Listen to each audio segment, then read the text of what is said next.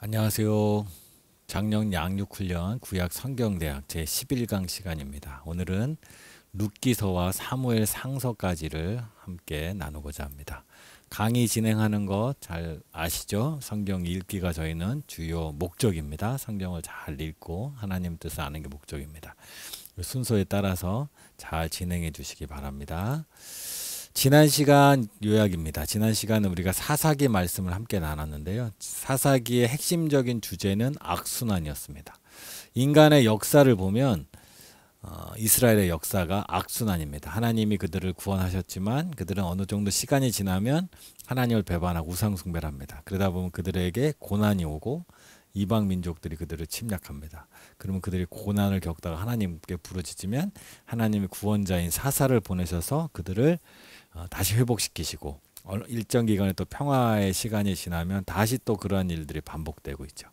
사람의 역사를 보면 악순환이 반복되고 있어요. 그러나 다른 측면에서 보면 하나님의 은혜라는 측면에서 보면 선순환이 시작되는 시점이라고 볼 수도 있어요. 인간이 아무리 잘못을 하더라도 하나님께서는 계속 그것을 회복시키시고 고치시는, 그래서 그것을 선순환으로 바꾸시려는 하나님의 어떤 사람을 향한 구원의 역사가 우리 사사기를 통해서 볼 수 있습니다. 그래서 우리는 하나님 안으로 다시 하나님께로 돌아갈 수 있는 기회를 하나님께서 계속적으로 주신다는 것, 그 은혜의 역사를 우리는 또한 볼 수 있었습니다. 사사기 전체적으로 보면 오직 하나님만이 우리의 사사다. 사사는 크게 두 가지의 기능이 있어요. 하나는 구원자로서의 사사가 있어요. 또 하나는 재판관으로서의 사사가 있습니다. 그래서 평상시에 전쟁이 없을 때는 재판관의 역할을 하고요.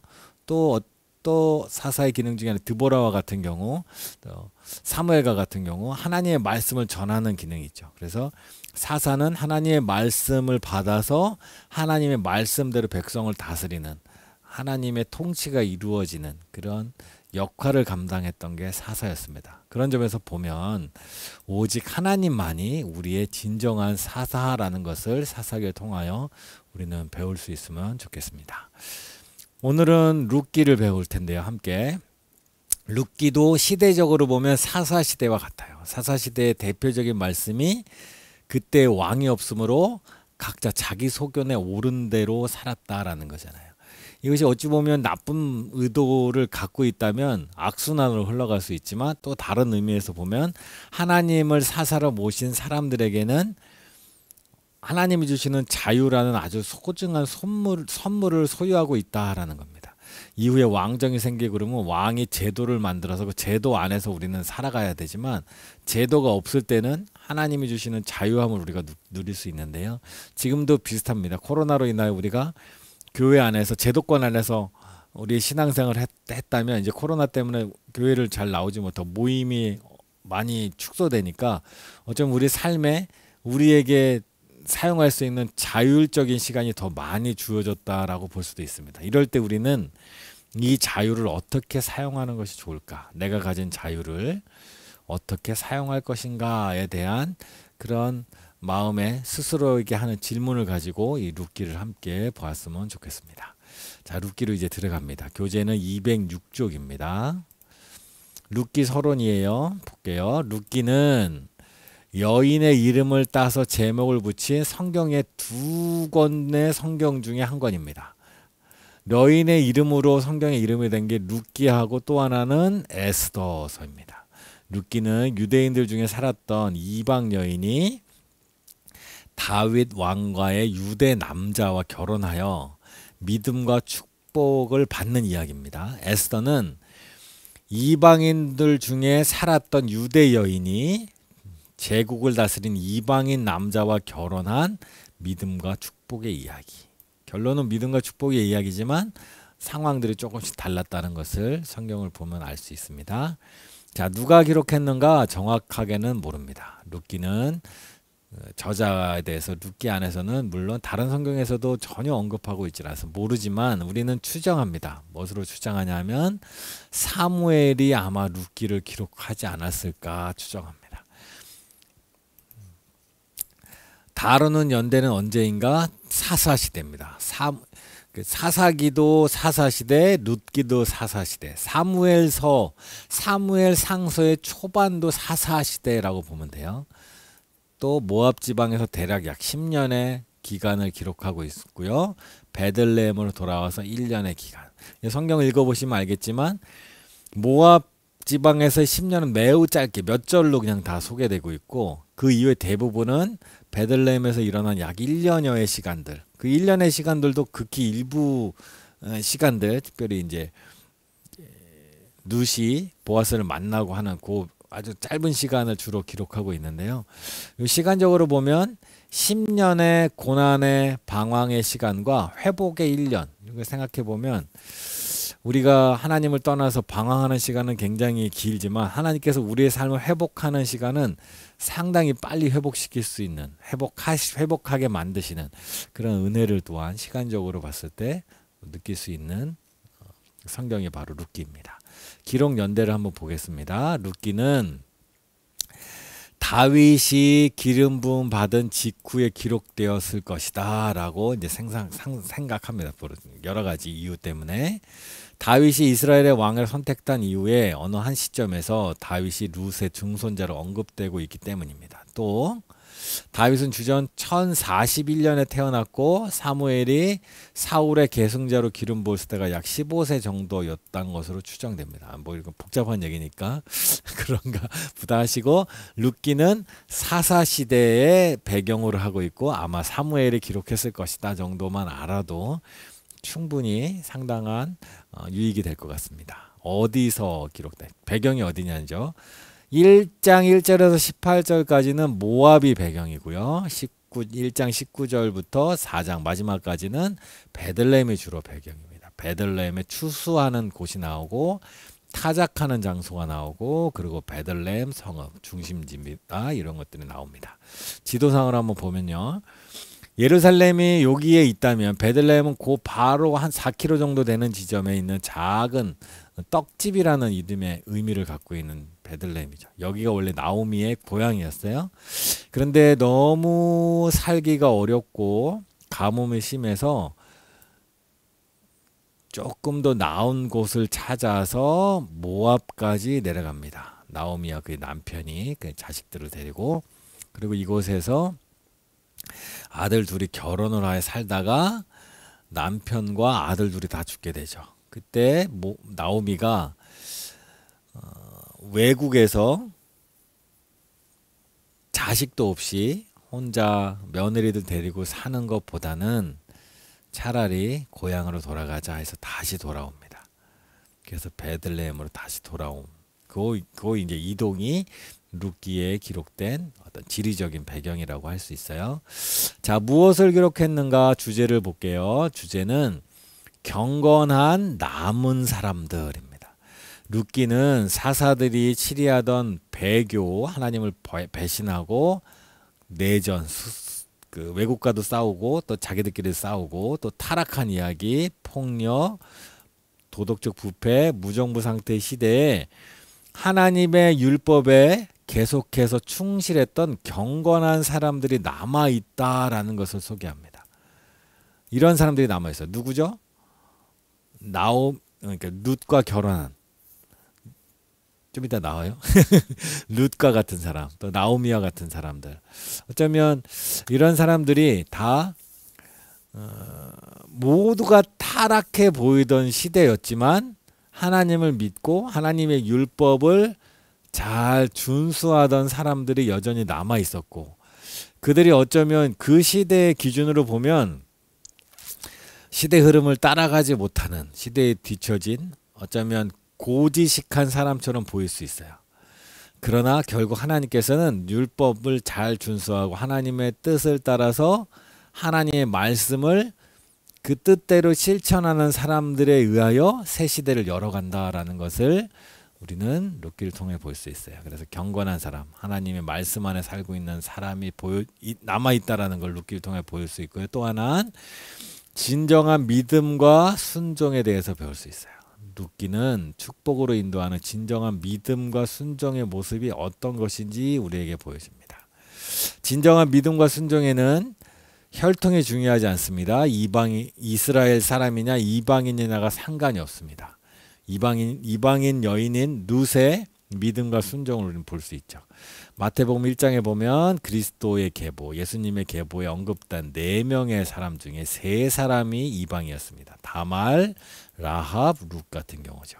하나님의 계획은 상상보다 훨씬 더 근사한 해피엔딩입니다. 그러나 그 해피엔딩은 오직 거룩한 자에게만 주어집니다. 하나님 안에서 믿음으로 사는 사람에게. 그냥 요행수로 오는 게 아닙니다. 행운으로 그냥 오는 것만 아닙니다. 삶에는 행운도 있고 운도 있어요. 운적인 요소들이 있어요. 그러나 하나님이 이루시는 약속은 결코 운이나 행운처럼 오는 것이 아닙니다. 하나님이 주시는 말씀 안에서 순종하고 살아가면 결국 결론적으로 오는 것입니다. 룻기에 나타난 예수 그리스도, 구약 시대에 나타난 예수 그리스도를 볼 때는 우리 사도 바울의 마음으로 본다 그랬어요. 기업 물을 자 보아스가 등장하죠. 룻과 결혼하는 남자입니다. 룻기에는 기업 물을 자가 등장합니다. 히브리어로는 고엘이라고 해요. 기업 물을 자. 룻기에 13번이나 사용하는데요. 좀 자세히 보면 기업 물을 자 고엘은 어려운 일을 당한 가족이 공동체에서 갖고 있던 완전한 권리를 잃어버리거나 잃어버릴 위험에 처한 경우에 이 권리를 그 가족 대신에 회복하거나 보존할 수 있는 특권과 의무를 가진 자. 물질적으로 어려움을 당하여 빚을 지게 되거나 고난에 있을 때, 고난에 처하게 될 때, 어려움에 처하게 될 때 그 가족들을 대신해서 빚을 갚고 그 가족들의 삶을 회복시켜주는 일을 하는 사람을 기업 물을 자, 고엘이라고 말했어요.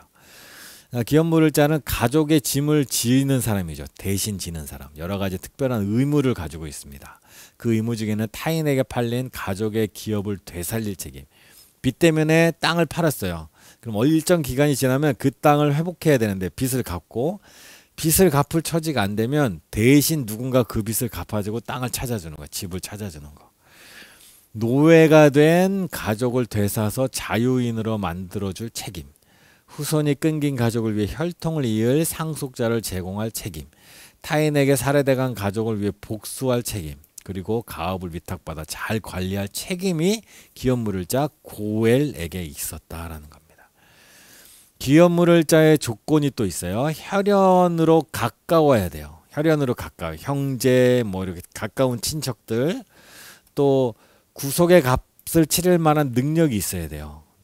나도 빚을 갚아줄 능력이 없는데 다른 사람의 빚을, 친척의 빚을 나에게 씌우는 그럴 수는 없어요. 내가 그 정도 갚을 능력이 돼야 돼요. 나오미의 남편 엘리멜렉의 친족으로 유력한 한 사람 보아스가 있었다. 그는 혈연적으로 가까웠어요. 그러나 그보다 더 가까운 사람이 한 명 있었죠.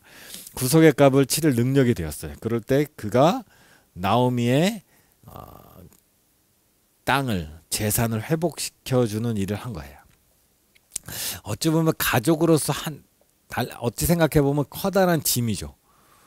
그러나 좀 더 넓게 생각해보면 우리는 누구나 다 물질적인 어려움, 경제적인 어려움을 닥칠 수 있어요. 그럴 때 내가 경제적으로 어려울 때 나의 형제 중에 좀 살림이 괜찮은 그 형제가 나를 도와줘서 내가 삶을 유지해 갈 수 있게 되면 나에게 좋은 거잖아요. 근데 언제나 나도 그런 일을 당할 수 있잖아요. 내 대에는 우리의 대에는 잘 살 수 있지만 한 대, 두 대, 세 대 자손들에 들어가면 3대, 4대 지나면 그때도 여전히 잘 살고 평안하게 살 수 있다는 보장이 없잖아요. 그때는 또 형제 중에 다른 친척이 또 잘 살게 되면 그의 도움을 받고 서로 돕는 관계. 이게 바로 이스라엘의 하나님께서 원하신 이스라엘의 관계예요. 오늘날 같으면 사회보장제도가 있지만 옛날에는 국가가 그걸 책임질 수 없어요. 물론 사사시대에는 국가라는 조직 자체도 없었으니까. 그럴 때 가족끼리, 형제들이 서로의 보증이 되는 겁니다. 도와주는 거.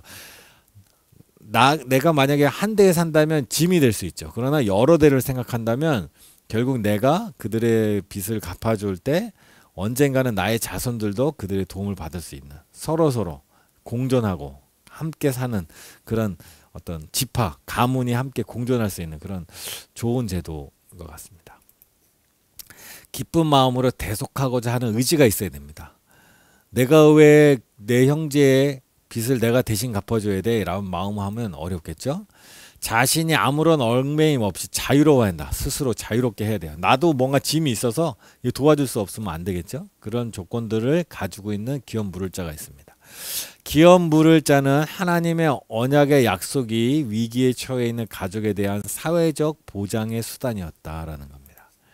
보아스가 룻의 가족의 기업을 물을 친족이 된 것처럼 예수 그리스도께서 전 인류와 가족을 위해 진정한 혈연, 가족 가까운 사람만 하실 수 있다 그랬잖아요.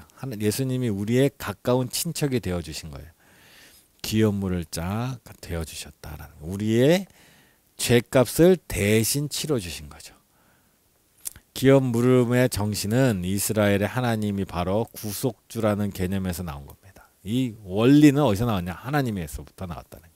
하나님이 노예로 애굽에 잡혀 있던 이스라엘 백성을 구해내셔서 자기 백성 삼으셨죠. 그 민족을 회복시키시는 거죠. 그래서 하나님께서 구속주라는, 하나님이 우리를 구원해 주신다는 그런 개념에서 기업 물을 자 개념이 나옵니다. 자, 룻기 핵심 구절을 볼게요. 1장 16절 17절 유명한 구절이죠. 룻이 이르되 내게 어머니를 떠나며 어머니를 따르지 말고 돌아가라. 강권하지 마옵소서.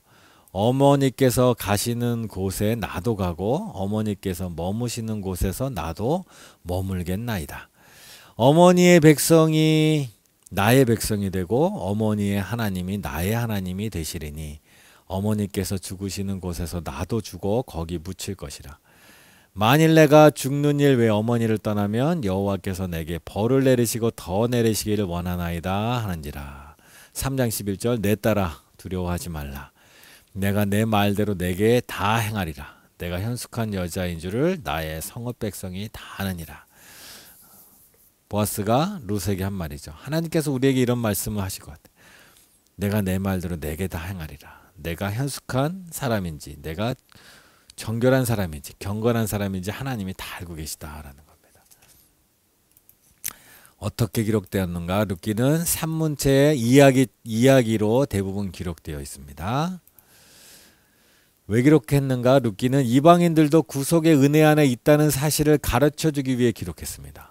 이스라엘 사람들만 구원의 대상이 아니다라는 거죠. 룻은 이스라엘의 적이자 멸시받는 모압 족속 여인이었어요. 그러나 하나님께서는 그녀를 자신의 가족으로 받아들이셨을 뿐만 아니라 이스라엘의 왕을 낳는데 그녀를 사용해 룻이 다윗의 증조모가 되게 하셨습니다. 하나님의 사랑이 이스라엘 민족만 위한 것이 아니었다고 가르치는 사람에게, 이스라엘 민족만을 위한 것이었다고 가르치는 사람에게 룻의 삶은 뚜렷한 반증이 됩니다. 하나님은 모든 백성의 하나님이 모든 백성의 아버지가 되길 원하신다라는 겁니다. 룻기를 전도 이야기로 보는 관점이 가장 정확합니다. 하나님은 멸시받는 모압 여인 룻을 그의 백성으로 받아들이실 뿐만 아니라 이스라엘의 가장 위대한 왕의 혈통으로 사용하셨습니다. 룻의 증손자가 바로 다윗 왕입니다. 하나님은 이스라엘만을 사랑하신다고 생각했던 사람에게 룻의 인생은 충격적인 모순처럼 보입니다.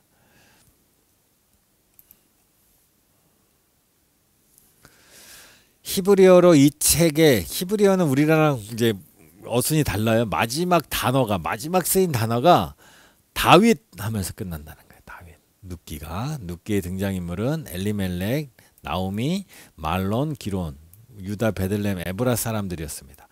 다윗이 거기 출신이잖아요. 베들레헴 출신. 유다, 베들레헴, 에브라 출신 가운데 가장 유명한 성경 인물은 바로 다윗이었습니다. 하나님은 우리에게 인애를 원하신다는 사실을 알려주기 위해 기록해 주셨습니다. 나오미가 텅 비어졌다가 채워지며 기업 물을 자를 잃었다가 다시 얻게 되는 것은 롯과 보아스라는 경건한 남은 자들이 보여준 인애, 이걸 이제 히브리 말로 헤세드, 이웃에 대한 충성심 또는 사랑 때문입니다. 그것을 보여주고 있다라는 거예요. 한 믿음의 공동체에서 이러한 약한 자가 공공에 처했을 때 강한 자가 자발적으로 보이는 충성과 사랑, 이것이 바로 인애입니다. 나보다 연약한 자를 돌봐주는 이런 마음, 이것이 바로 하나님께서 우리에게 원하시는 마음이다라는 겁니다. 룻기의 하나님은 이적으로 그의 백성의 메마른 삶을 풍요롭게 바꾸지 않으셨어요. 여기는 그런 기적이 안 나와요. 룻이 먹을 것이 없을 때 하늘에서 뭐 먹을 것이 갑자기 생기고 땅까마귀가 뭘 갖다 줘 이런 일이 없어요. 룻의 하나님은 믿음의 공동체가 서로서로를 대하는 태도 가운데 임재하시고 활동하십니다. 서로서로를 돌보는 책임이 믿음의 공동체 각 구성원에게 주어집니다. 이렇게 서로 돌보는 가운데 하나님께서 그의 사역을 이루어 가신다라는 겁니다. 하나님이 역사하시는 방식은 참 다양하죠. 어떨 때는 이제 광야에서 예수님이 5천 명을 먹이실 때, 남자 장정모 5천 명을 먹으실 때 그 공동체는 그들을 서로 먹여줄 능력이 안 돼요. 그럴 때 하나님께서 예수님께서 놀라운 능력으로 그들을 먹이셨잖아요. 그러면 항상 예수님께서 그러한 떡을 주시고 먹여주셔서 우리는 뭐 일도 안 해도 되고 이렇게 사는 게 하나님이 원하시는 삶이 아니에요. 원래는 제자들에게도 하셨던 말씀이 있어요. 너희가 먹을 것을 주라. 너희가 먹을 것을 주라 하는 게 예수님의 첫 번째 명령이에요. 그런데 그들에게 먹을 걸 줄 능력이 안 돼요. 그러면 우리의 능력으로 할 수 없는 일을 하나님이 시키신 게 아니라 그럴 때 우리는 또한 우리 가운데 역사하신 하나님을 경험하게 되죠. 그래서 우리는 두 가지를 항상 합니다. 하나는 우리 스스로 힘으로 하나님께서 주어지신 능력을 가지고 이웃을 돌보는 일을 하고, 또 우리의 힘이 부족함을 깨달을 때 하나님께 기도함으로 하나님이 공급해 주신 힘을 그 일들을 해나가는 겁니다. 언약 백성에게 하나님께서 요구하시는 것은 서로 사랑하고 충성하며 살라는 것입니다. 이스라엘 공동체의 삶의 원리는 한마디로 인애의 삶입니다. 인애란 약한 자가 공공에 빠졌을 때 강한 자가 자발적으로 도움을 베푸는 일입니다. 자, 룻기 이제 내용으로 들어가 볼게요. 룻기의 개요를 한번 볼게요. 교재는 지금 212쪽으로 넘어갔습니다. 주제는 경건한 남은 자, 보아스 같은 사람, 룻 같은 사람이죠. 시대를 보면 사사시대, 장소를 보면 모압과 베들레헴이 주로 배경입니다. 나오미와 함께하기로 한 롯의 헌신이 1장에 나옵니다. 롯이 나오미를 만납니다. 1장 1절에서 5절. 기근으로 인해 엘리멜렉과 나오미 부부는 말론과 기론 두 아들을 데리고 모압으로 갑니다. 기근으로 인해 모압으로 가죠. 옛날 그 누가 생각나요? 아브라함이 생각나요. 기근으로 인해 이집트로 내려갔다. 아브라함이 생각나죠. 엘리멜렉과 말론, 기론 모두 거기서 죽습니다. 남자들이 싹 다 죽었어요. 남편, 첫째 아들, 둘째 아들. 이제 여자만 3명 남았습니다. 시어머니와 두 며느리. 롯은 나오미를 떠날 수 있었어요. 가부장적인 세계에서 늙은 여인이 남편과 아들 없이 홀로 남는다는 것은 거의 죽음이나 다를 법. 옛날에는 여자들이 할 일이 없어요. 돈 벌 일이 없습니다. 남자가 없는 여자들이 살 방법이 너무나 어려웠던 때예요. 그런데 혼자도 아니고 3명의 여인이 무슨 일을 할 수 있었겠습니까? 먹을 양식이 부족하고 남편과 두 아들의 죽음. 뒤를 이을 후사의 결핍으로 이어지는 나오미 삶의 고통은 과연 죽음과 박탈로 삶의 욕구마저 무너져버린 불쌍한 여인에게 생명과 풍요가 다시 주어질 수 있는가라는 문제를 심각하게 던지고, 우리의 다시 삶이 회복될 수 있을까? 소망이 안 보이고 가능성이 안 보이는 시대죠. 그 시대를 나오미가 살아요. 나오미는 자신의 두 며느리에게 모압 지방에 남아 고향으로 돌아가서 재혼을 하라고 권합니다. 다시 돌아가서. 어차피 여자 혼자 살 수 있는 시대가 아니에요. 요즘하고 또 다르잖아요. 그래서 고향으로 돌아가서 다른 남자를 만나서 재혼을 해라. 기후는 그 당시 결혼하지 않은 여자에게는 어떠한 신분보장과 생계보장도 안 돼 있어요. 살 수가 없어요. 결혼 안 하면. 나중에 부모님이 돌아가시면 스스로 먹을 거를 구해야 되는데 직장을 얻을 수도 없고 사회생활도 자유롭지 않기 때문에 생계가 어려워요. 그래서 그 당시에는 어쩔 수 없이 구조 자체가 남성과 함께 결혼해서 살 때만이 생계 보장이 가능한 시대였죠. 이방 땅에서 늙은 과부 나오미를 진정으로 괴롭힌 것은 단순한 연달아에 대한 비극, 또 앞나라에 대한 두려움도 아니라 그것은 하나님의 손이 자신을 치고 있다는 의식, 하나님이 나를 벌 주시고 있다는 생각을 나오미가 하고 있었던 것 같아요. 1장 13절 후반절에 보면 여호와의 손이 나를 치셨으므로라고 나오미 스스로 고백하고 있잖아요. 그러니까 하나님 믿는 사람들의 어떤 믿음의 근본적인 질문, 제일 뿌리 속에 하나님이 계시잖아요. 그러니까 삶이 잘 될 때도 그렇지만 안 될 때 하나님과의 관계가 계속 이제 떠오르는 거죠. 근데 삶이 안 되고 어려운 일이 닥치니까 아, 어렵다, 고난이다 이런 생각도 있지만, 힘들다는 생각도 있지만, 하나님이 나를 버리셨나? 내가 잘못했나? 하나님 앞에 내가 무슨 죄를 지었나? 내가 무슨 하나님께 징계를 받나? 이런 생각이 자연스럽게 들 수밖에 없다라는 겁니다.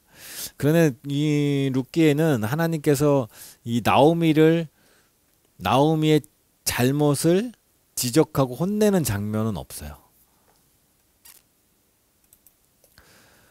롯은 나오미와 함께하기를 선택합니다. 나오미가 그래서 결국 두 며느리에게 고향으로 돌아가라 아까 말했잖아요. 근데 한 며느리는 돌아갑니다. 근데 룻은 남아요. 룻의 헌신은 사랑 때문에 자신의 언어와 문화만이 아니라 자기 민족과 자신이 믿던 신까지도 포기한, 그러니까 자신이 결혼 전에 가졌던 삶의 정체성, 본인 모압 여인이라는 정체성, 또 모압 땅에서 자신들이 섬기던 신, 문화, 여러 가지 삶의 기본 되는 것, 자기의 삶을 형성해 왔던 그 모든 이전의 삶을 다 포기하는 거예요. 완벽한 포기.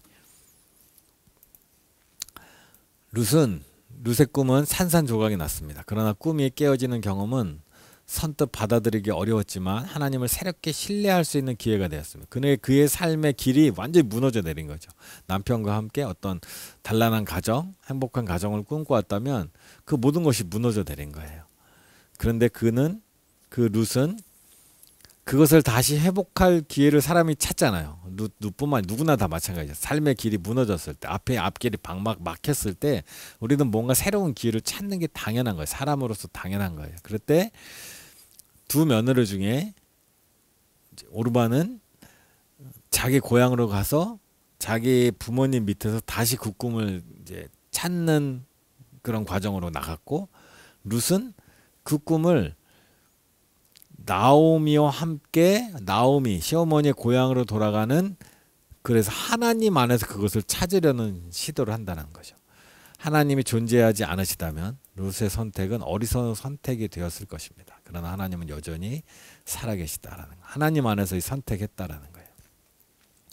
룻과 나오미가 베들레헴으로 돌아옵니다. 나오미는 더 이상 기쁨이 아니라 쓰다, 괴롭다, 쓴물이다. 마라는 쓴물이잖아요. 출애굽 과정에서 마라의 쓴물 기억나시죠? 마라의 쓴물. 자기 인생의 쓴맛을 보고 있다라는 겁니다. 나오미를 돌보기 위한 룻의 헌신. 룻이 시어머니를 위하여 일을 할 수 없어요. 정상적인 직장을 가질 수 없으니까 이삭을 주스러 나갑니다. 그러면서 보아스라는 그 지역의 유지를 만납니다. 보아스는 모세 율법을 기억하고 신실히 지켜 행하는 사람입니다. 사사시대에 생각하면 우리는 모두가 다 타락하고 각기 자기 마음대로 사는 시대 같지만, 이 보아스라는 베들레헴의 유력한 사람은 하나님의 말씀, 모세의 율법을 기억하고 그 율법을 성실히 지키면서 살고 있는 사람이에요. 그러니까 모든 민족이 다 타락한 건 아니라 그 안에 하나님을 믿는 사람들이 남아 있다라는 겁니다. 모세의 율법은 가난한 자와 과부와 고아와 나그네의 복지를 위해 몇몇 규정을 말해주고 있고, 이런 규정들 가운데 하나가 수확할 때 모든 곡식을 다 거두지 말고 그 일부를 나그네와 고아 과부를 위해 남겨두라는 겁니다. 수확을 할 때 한 톨 한 톨 떨어지지 않도록 다 걷는 게 아니라 일부가 떨어져도 그대로 놔두는 겁니다. 그러면 새도 와서 먹지만 가난한 사람들이 와서 그 추수한 밭에 와서 떨어진 이삭들을 주워 모아서 자기의 생계를 유지해 갈 수 있도록 그렇게 법을 만들었다는 거예요. 수확한 밭에는 그 토지의 소유자가 부린 일꾼들보다 더 가난한 사람들이 가져다 먹을 수 있도록 밀을 묶어 놓은 올리브 포다가 남아지고 일부러 남겨놓고 가는 거죠. 그러니까 하나님의 기업 물을 자 정신은 그냥 하나의 제도가 아니라 전체적인 이스라엘 사람들이 갖고 있는 공통적인 하나의 세계관, 가치관, 삶의 태도를 형성해 가고 있었어요. 근데 그것을 지키지 않는 사람들도 물론 있었겠죠. 그러나 보아스는 그 말씀을 철저히 지켜갔다는 거예요. 그러면 남들보다 더 수익률이 줄 수밖에 없어요. 이윤이 더 적을 수밖에 없어요. 그럼에도 불구하고 그것까지 다 거두면 얼마나 더 많은 이득이 있잖아요. 그런데 그럼에도 불구하고 하나님의 말씀을 잘 지켜갔던 게 바로 보아스입니다. 그리고 보아스가 룻을 만나고 룻의 형편, 룻의 상황을 다 보아스가 들어요. 그리고 그 하나님의 말씀 안에 살고 있던 보아스가 룻의 행동이 하나님의 뜻에 합당한 참 착한 행실을 알고 그 룻을 보호한다라는 겁니다. 그렇죠. 우리가 이 땅을 살아가다 보면 누군가 다른 사람들처럼 속이고 또는 어떤 자기 욕심을 대로 살고, 그러니까 보통 그렇게 살아야 세상에 더 많은 것을 얻을 수 있다고 할 때, 내가 이렇게 하나님의 말씀 안에 산다고 누가 알아주는 사람도 없고 또 그것 때문에 또 손해도 봐야 하고 그럴 때가 그렇게 느껴질 때가 있잖아요. 그런데 오늘 룻기를 보면 세상 사람들은 다 몰라주지만 누군가는 그렇게 열심히 말씀 안에서 살고 말씀 안에 하나님의 뜻을 따라 살아가는 그 삶을 누군가는 지켜보고 있다는 거예요. 룻을 그렇게 보아스가 지켜보고 있다는 거예요. 직접 찾아가서 그를 돕진 않았지만 하나님의 섭리 안에서 그 둘을 만나서 하나님의 어떤 선한 역사가 이루어지고 있다는 거예요. 그것이 우리에게 룻기가 주는 은혜이죠. 보아스가 룻의 필요를 공급해 주기 시작합니다. 물은다라는 말은 되산다라는 말이에요. 기업 물을 자가 다시 되산다라는 거, 다시 사서 준다. 아마도 10절 팔고 엘리멜렉은 모압으로 떠나기 전에 유대에서 자기 땅을 팔 수밖에 없었던 것 같습니다. 다 땅을 팔고 간 거죠. 나머지 나오미는 남편이 판 그 땅을 되살 권리를 갖고 있었을 것입니다. 그 권리는 나오미의 가족 전체가 갖고 있었을 것입니다. 그러나 나오미에게는 그 땅을 되살 수 있는 돈이 남아있지 않아요. 그 모압 땅에서 살면서 어쩌면 10년 정도 살면서 뭐 돈도 더 많이 모았을지도 몰라요. 그런데 그거에서 남편 죽고 아들도 죽으면서 살면서 재산이 점점 줄었겠죠. 어쩌면 나오미는 자기 며느리들을 최대한 책임지려고 이런 시대에 사실을 재혼하고 이런 게 또 쉽진 않았을 것 같아요. 재혼하려면 일단 뭐 그것도 혼자 사는 호라비를 만나야 되잖아요. 근데 그것도 사실 뭐 과정이라는 게 쉬운 것 같진 않아요. 나오미와 오르바라는 며느리는 이스라엘 사람들에게도 이방인이지만 또 그 땅에 살고 있는 모압에 살고 있는 사람들에게는 이 두 여인은 자기 모압 지파 사람이 아닌 이방인은 이스라엘 사람에게 시집간 여인들이잖아요. 그리고 다시 그들이 고향에 돌아가서 살 때 쉽지 않았을 거예요. 그들은 아마 나오미는 자기의 재산을 가지고 그 셋이 잘 어쩌면 살려고 했을지도 몰라요. 그런데 점점 재산이 줄고 그래서 더 이상 어떻게 할 수 없을 때 돌아왔기 때문에 가진 재산이 없어요. 어쩌면 나오미가 좀 더 일찍 며느리들을 보내고 그나마 그때 갖고 있던 재산을 가지고 왔다면 일부라도 되살 수 있었을지도 모르지만 모든 것이 다 이제 소진되었을 때야 돌아왔던 것 같아요. 부득이 나오미는 자신을 위해 그 땅을 사줄 집안 사람 누군가에게 의지할 수밖에 없어요. 그런데 참 나오미가 어쩌면 대단한 것은 그 사람들을 찾아다니지 않았다는 거예요. 보아스가 됐든 더 가까운 기업 물을 자가 됐든 찾아가서 그들에게 부담을 주지 않았어요. 이게 법이잖아요. 기업 물을 자라는 건 하나님이 정하신 법이잖아요. 그러니까 자기 권리로 이걸 여길 수도 있어요. 마음이 어떤지 모르겠지만. 그런데 자기의 삶에 어려움이 오고 힘듦이 왔을 때 기업 물을 자가 되는 친척을 찾아가서 당신이 기업 물을 자이니 내 땅을 돌려주시오, 찾아주시오라고 요구하지 않고 그냥 가난한 사람으로 살면서 이삭을 주어서 겨우겨우 생계를 유지하는 삶을 그냥 살고 있었다라는 거예요. 보아스에게 제안하는 롯. 나오미가 롯을 위해 구속받을 길을 찾습니다. 나오미의 계략에서 나오죠. 롯이 나오미의 말에 순종합니다. 그리고 보아스가 롯을 구속하기 원합니다. 롯을 구속해서 그의 가정을 구출해 주기 원한다는 거예요. 3장의 내용이죠. 그러나 보아스는 곧바로 행동을 취하지 않습니다. 왜냐하면 보아스가 행동을 취하지 않는 이유는 그는 롯보다 이미 나이가 너무 많아요. 아마 20년 정도 나이가 차이 났을 것 같아요. 그래서 아마 롯이 20살이면 보아스는 한 40살. 룻이 30살 정도면 보아스는 한 50살. 나이 차이가 일단 많이 나고. 또 그는 가장 가까운 친척이 아니야. 먼저 나서서 일을 할 수 있는 처지가 아니에요. 보아스는 그 밤에 또 롯과 함께 한 그 천막 안에 같이 있었잖아요. 함께 동침할 수 있었으나 더 가까운 기업물을 짜의 의무를 포기할 때까지 하나님의 율법을 지켰다. 사랑했으나 부도덕하거나 불법적인 행위를 하지 않고 고결함을 지켜갔다. 그리고 4장에 가면 보아스와 룻이 결혼을 합니다.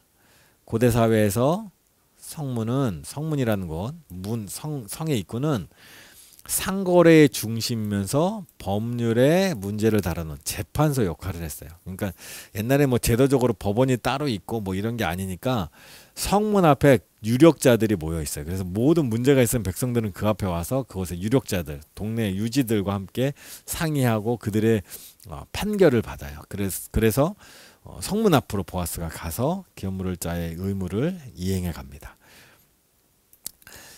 기업물을 짜가 그 보아스보다 먼저 앞에 더 가까운 기업물을 짜의 권리를 가진 사람이 있었잖아요. 근데 그는 그것을 포기합니다. 기업 물으는 것은 의무가 아니라 원하는 자에게만 적용됩니다. 억지로 맡을 수 없어요. 이것도 억지로 하면 얼마나 힘들어요. 그래서 억지로 할 수 없기 때문에 스스로 원하면 감당하고 원하지 않으면 포기해요. 그러면 그 다음 사람에게 계속 이제 권리가 가는 거예요. 근데 아무도 물은 사람이 없으면 그냥 살아야죠. 뭐 어떡하겠어요. 룻과 결혼하여 산에 아이를 낳은 경우 그 아이에는 기업물을 짜의 아이가 아니라 엘리멜렉 가문의 아들이 되어 나오미의 아들로 불리게 됩니다. 기업물을 짜가 대산 땅은 엘리멜렉 가문의 아들이 된 아이가 상속하게 됩니다. 기업 물은다는 것 별로 이득이 없는 일입니다. 사실 보아스는 재산상으로 상당히 큰 손해를 감수할 수밖에 없습니다. 동족을 불쌍히 여기는 마음이 앞서지 않는 이상 선뜻 기업물을 행위를 행사한다는 것은 보통 일은 아닙니다. 그것 자체가 굉장한 자선의 행위라고 볼 수 있죠. 4장 후반절에 보면 롯이 오벳을 낳습니다. 오벳은 나중에 다윗의 할아버지가 되는 사람이죠. 오벳은 그리 이상적인 환경 속에서 태어나진 않았습니다. 어머니 룻은 가난한 모압의 과부였고 그의 가문에는 믿음의 여인 라합, 룻이 포함되어 있었다. 이들의 신앙은 자손들에게 이어져 내려갑니다. 비록 좋은 환경 속에서 어찌 보면 유력한 가문끼리 만난 선남 선녀가 만난 결혼이 아니었어요. 나이 많은 아버지와 이방 여인 사이에 태어난, 그러나 그 가문을 통하여 하나님께서 놀라운 역사를 이루어 가셨다라는 것을 우리는 배울 수 있죠. 보아스는 살몬의 자손이었는데 신약 성경은 그 살몬이 바로 기생 라합의 남편이었다고 말해줍니다.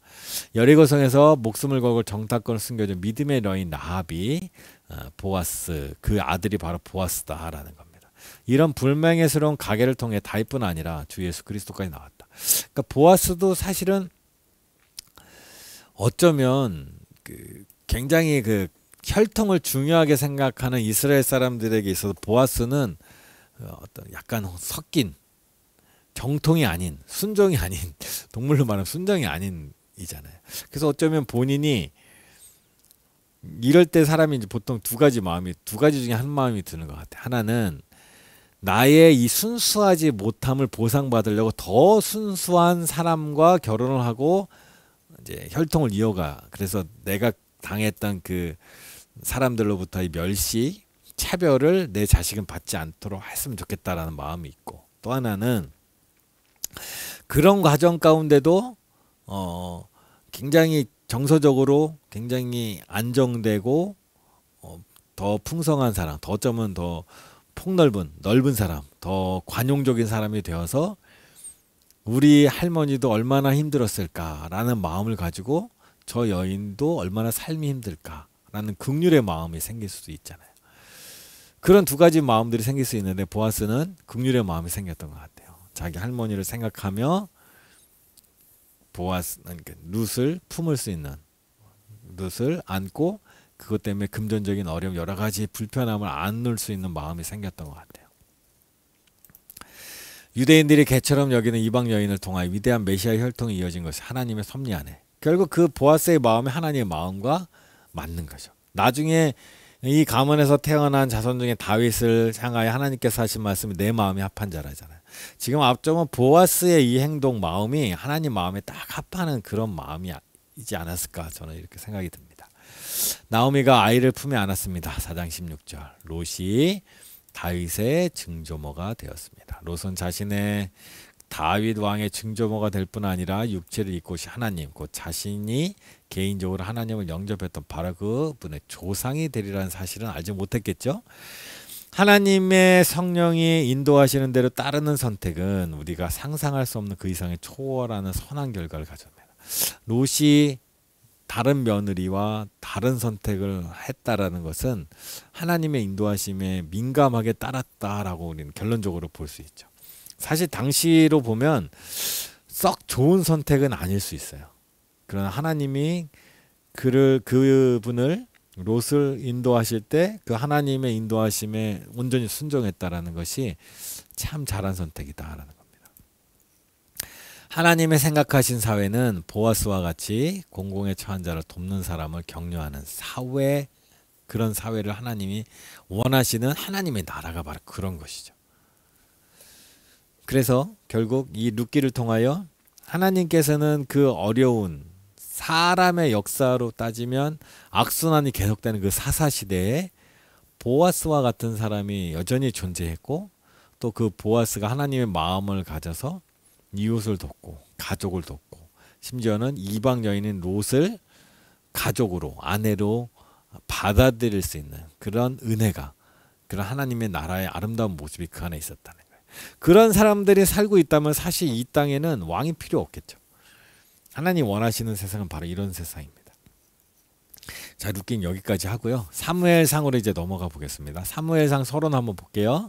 사무엘상 누가 썼는가 정확하게 모릅니다. 그러나 유대인들 정통에 따르면 사무엘이 기록했을 것으로 보입니다. 그런데 사무엘상 25장에 보면 사무엘이 돌아가셔요. 그래서 사무엘이 사무엘 상하를 모두 기록한 것은 아니에요.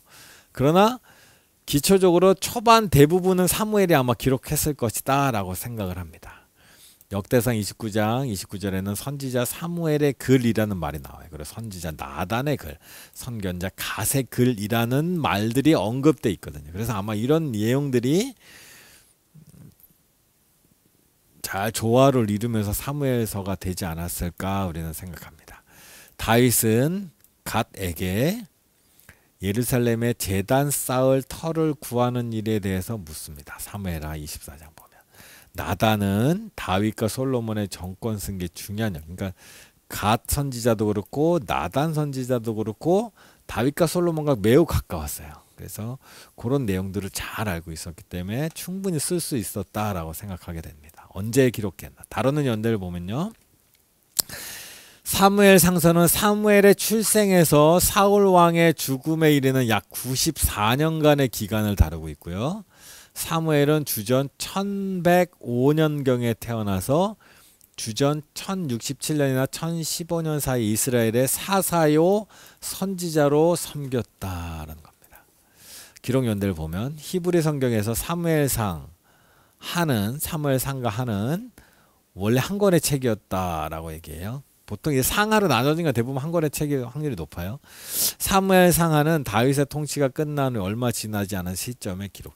다윗의 통치가 끝나 다윗이 돌아가시고 얼마 안 됐을 때 이미 사무엘 선지자가 써놓은 이야기들이 있었겠죠. 거기에 이제 추가로 나단이나 갓 선지자가 쓴 내용들이 전체적인 이야기로 이제 구성될 수 있었으리라 보고 있는 겁니다. 주로 어디서를 말하고 있나? 가나안 땅을 말합니다. 이스라엘 땅이죠. 무엇을 말하는가? 주제를 보면 하나님의 주권적인 통치, 하나님의 통치, 이제 왕정, 이제 사사 시대에서 왕정으로 넘어가고 있는 그때가 사무엘서니까. 근데 왕이 생겼다고 해서 이스라엘이 바뀐 게 아니라 궁극적으로 하나님의 나라인 하나님의 백성이 이스라엘은 하나님의 주권적인 통치 안에 있는 나라입니다. 사무엘 상서는 왕들이 세우시고 패하시는 하나님의 주권적인 통치를 가르칩니다. 하나님이 누굴 세워요? 사울을 왕으로. 하나님이 누굴 세워? 다윗을 왕으로 세운다라는 거예요. 사울은 순종이 제사보다 낫다는 진리를 끝내 배우지 못하고 하나님에 의해 폐위당합니다. 폐위당하죠. 죽음으로 인해서. 하나님은 다윗의 순종과 지혜와 하나님을 의지하는 태도로 인해 다윗 왕조를 확립하십니다. 다윗 왕조의 확립은 하나님이 그를 선택하셨고 지속적으로 그가 하나님의 말씀에 순종했기 때문에 가능했습니다. 인근 국가의 왕은 절대 권력을 가지고 있었지만 이스라엘에서는 하나님만이 절대적이었으며 왕은 그의 종에 불과했다. 개념이 달라요. 왕의 개념이. 하나님 믿지 않는 이방에서는 왕이 그 나라의 권력자, 최고 권력자인데 하나님을 믿는 이스라엘에서는 최고 권력자는 누구냐? 하나님이셨다. 하나님이 왕을 세우기도 하고 폐위하기도 하는, 하나님이 모든 주권을 갖고 계시다라는 것을 보여주고 있죠. 사무엘상서는. 사무엘상에 나타난 예수 그리스도, 사무엘을 보면 사무엘은 모세 이후에 등장한 가장 위대한 선지자 중에 하나입니다. 제사장이었고요. 또 동시에 사사 역할, 통치자 역할을 했어요. 그리스도의 모형이죠. 예수님이 선지자이고 제사장이고 왕이시잖아요. 다윗을 보면 다윗은 그리스도를 예표하는 인물 중에 하나입니다. 예수님을 예표하죠. 다윗은 미래에 오실 메시아 왕을 미리 암시하는 기름 부음 받은 왕으로 나타납니다. 사무엘상은 메시아, 기름 부음을 받은 자라는 말을 처음으로 사용한 책입니다. 기름 부음 받은 자라는 용어가 사무엘상부터 나오고, 그래서 사무엘상에는 왕에게 기름 붓는 행위들이 기록되어 있죠. 볼 수 있습니다. 왕과 제사장 그리고 선지자, 왕과 제사장과 선지자는 모두 기름 부음을 받은 사람들이에요. 이 세 사람에게는 기름을 부어서 왕으로 세우고 제사장으로 세우고 선지자로 세웁니다. 기름 부음은 하나님이 그들을 이 특별한 직무를 감당하는 자로 택하여 세우신 자는 뜻을 갖고 있습니다. 이 때문에 메시아라는 뜻은 말 그대로 원래 기름 부음을 받은 사람이라는 의미를 뜻이에요. 원래 메시아라는 뜻이. 그런데 이 말은 하나님이 당신의 백성을 구원하시고자 세우는 사람이라는 뜻을 갖게 되었어요. 단순히 기름 부음을 받은 사람이라는 가리키던 메시아라는 단어가 당신의 백성을 구원하고자 세우는 사람이라는 의미로 발전하게 된 거죠. 기름 부음 받은 자가 백성들을 구원하는 역할을 하기 때문에 그 의미가 이제 좀 더 확대되어 갔다라는 겁니다. 이 말은 예수 그리스도를 가리키는 말이, 그리스도라는 말은 메시아라는 것을 헬라어, 당시 유대인들이 쓰던 헬라어, 아니 당시 유대 지역의 사람들이 쓰던 헬라어, 그리스말로 메시아가 바로 그리스도와 메시아는 같은 뜻입니다. 언어가 다를 뿐입니다. 그렇게 사용되었다라는 겁니다. 다윗은 하나님의 마음에 맞는 사람이라는 별명을 갖게 되죠. 다윗은 베들레헴에서 태어났어요. 누구처럼? 룻처럼.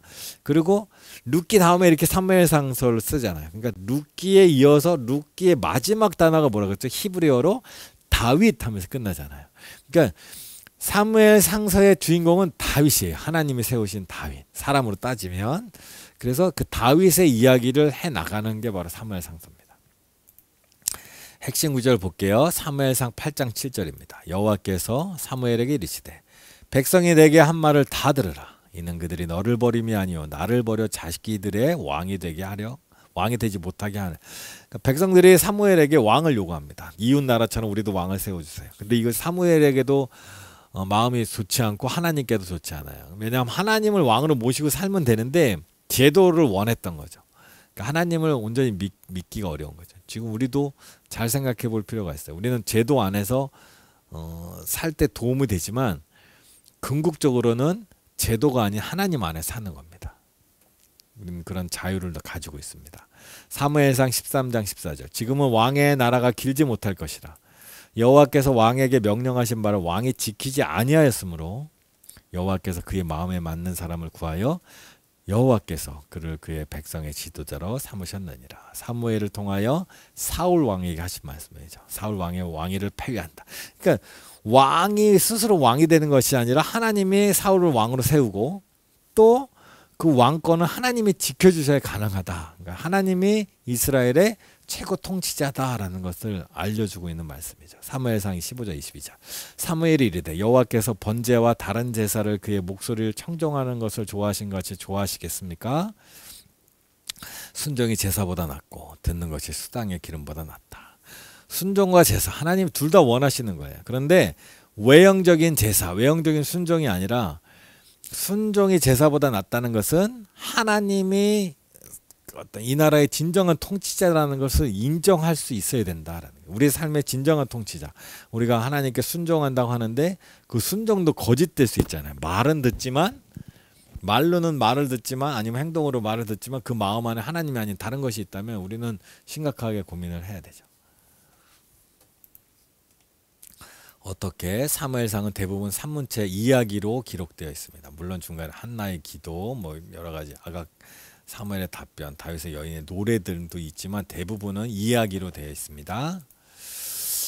왜 기록했는가? 사무엘상은 엉성한 조각보처럼 지파별로 나누어져 있던 이스라엘 민족이 하나의 통일된 나라로 형성되어가는 모습을 보여주기 위해 기록했습니다.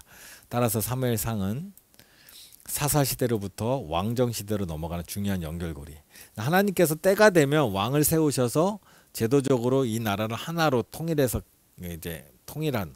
그러니까 하나님은 기본적으로 하나됨을 원하시잖아요. 우리도 하나됨을 원하시고 사실 온 세계가 하나됨을 원하시는데 사사시대는 아직 그럴 만한 역량들이 안 되기 때문에 하나님을 좀 더 충분히 경험하고 그리고 제도에 하나님이 사라져 버릴 수 있거든요. 왕이라는 제도 안에서. 그래서 다윗 때가 되면 하나님께서 아마 왕정으로 바꾸셨을 텐데 자연스럽게 그것을 이제 백성들이 미리 요구할 때 하나님께서는 또 그 요구를 들어주신다는 말이죠. 그것이 아직 시기상조임에도 불구하고 들어주셔요. 그때 아마 사울은 그나마 그 시대를 열 수 있는 가장 최적임자였을 것 같아요. 그런데 그가 하나님의 그를 향한 뜻을 계획을 그가 이제 스스로 버리게 되니까 그 일들이 이루어지지 않게 된 것이죠. 사무엘상에서부터 열왕기하까지 이어지는 이스라엘 왕조의 역사는 이스라엘 역사의 최정점, 다윗 시대, 솔로몬 시대, 최저점 모두를 포함하고 이후에 이제 사무엘상부터 열왕기상까지 이스라엘의 총 역사, 남북 분열과 함께 각 나라들의 역사들을 보면 가장 좋았던 때와 가장 나빴던 때를 다 기록하고 있다라는 겁니다. 사무엘상과 이어지는 사무엘하는 이스라엘이 주님의 왕 되심을 거절하는 모습. 사사 때랑 비슷한 거예요, 이러면. 그러니까 역사는 계속 악순환이 되고 있는 거죠. 주님이 왕 되심을 죄악립하는 모습으로 이것이 바로 은혜의 선순환으로 넘어가야 되는 부분이죠.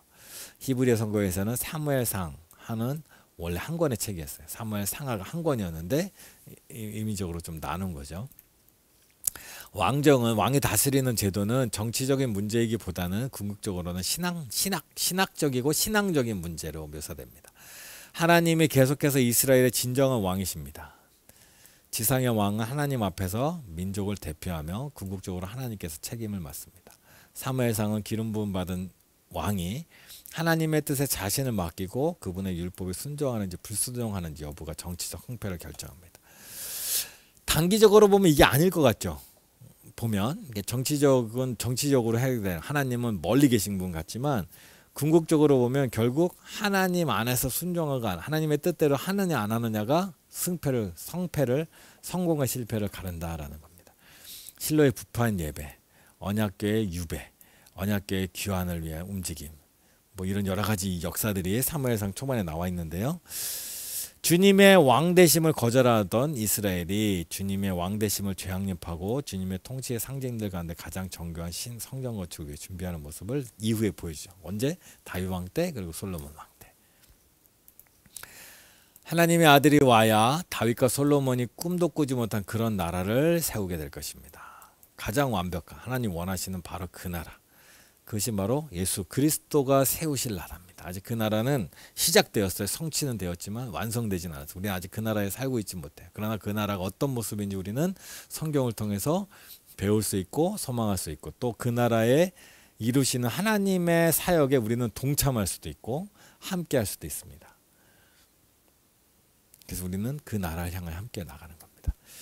자, 이제 사무엘상 본문은 이제 다음 시간에 배울 거고요. 오늘은 룻기가 주로였으니까 룻기를 다시 한번 돌아보면서 기도하면서 마치려고 합니다. 룻기를 오늘 나에게 주신 이유는 무엇일까요?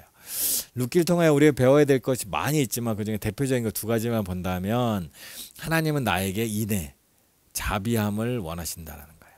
오르바 선택, 룻과 함께 또 다른 며느리 오르바는 고향으로 돌아갔다고 해서 그 욕먹을 선택을 한 게 아니에요. 오히려 가장 정상적인 선택을 했을지도 몰라요. 가장 상식적인 선택을 했을지도 몰라요. 어쩌면 당연히 그렇게 하는 게 맞을지도 몰라요. 그런데 하나님께서는 룻에게 특별한 은혜를 주셨어요. 그 시어머니를 돌보는 그 마음을 주셨어요. 근데 자기도 그걸 돌볼 능력들이 안 되잖아요. 자기 몸 하나도 가를 수 없는, 자기 몸 하나도 어떻게 될 수 없는 그런 상황이었지만, 자기는 그래도 젊은데 시어머니는 나이가 있으시고, 또 시어머니의 성격을 룻이 알잖아요. 그분이 고향에 돌아가도 그분을 돌봐줄 사람이 없다라는 걸, 그리고 그분은 누군가에게 도움을 요청하고 빌붙어서 살 성품이 아니다는 걸 룻은 알고 있었겠죠. 그러니 자기가 가서 그분을 돕지 않는다면 그분은 굶어 죽을 게 너무나 뻔해 보였다라는 거예요. 그래서 자기의 처지도 좋지 않지만 나보다 더 처지가 안 좋은 시어머니를 돌보겠다고 하나님 앞에 마음의 결단을 한 겁니다.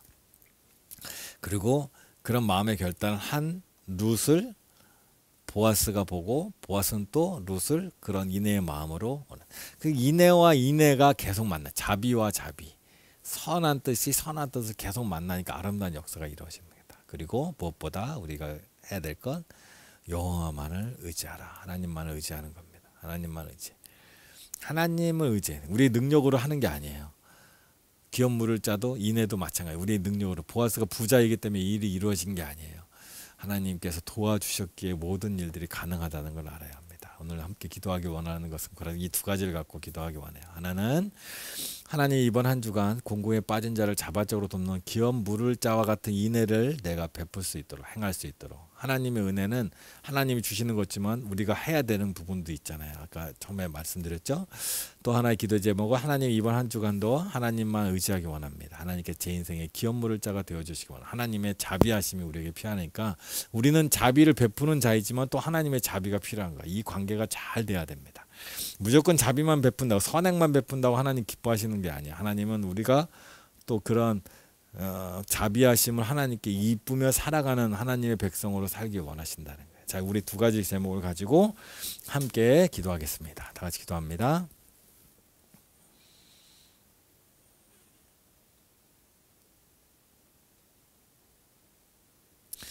제가 기도하겠습니다. 하나님 감사합니다. 룻기를 통하여 하나님의 자비하심, 하나님의 선한 역사를 보게 하시니 감사드립니다.